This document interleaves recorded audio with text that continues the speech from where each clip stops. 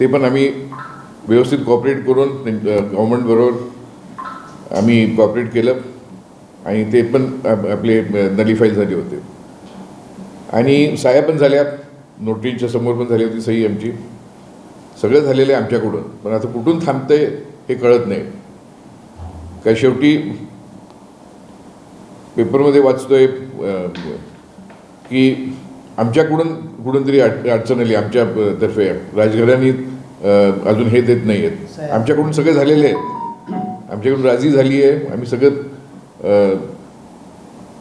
म्हणजे आम्ही अडचणात म्हणजे मध्ये कोण घातलेलंच नाही. पूर्वी काय होतं की कसं करायचं, काय करायचं, जमिनीचं भाग पण झाला आहे, म्हणजे किती द्यायचं काय नाही त्याच्यामध्ये. म्हणजे आता आम्ही जसं आमचं आहे ते केस चालू होती, त्याच्यामुळे ती केस पण थांबवली पाहिजे. शेवटी गव्हर्नमेंटने घातली आहे अपील, ते गव्हर्नमेंटने कमी केली पाहिजे ती अपील पहिली.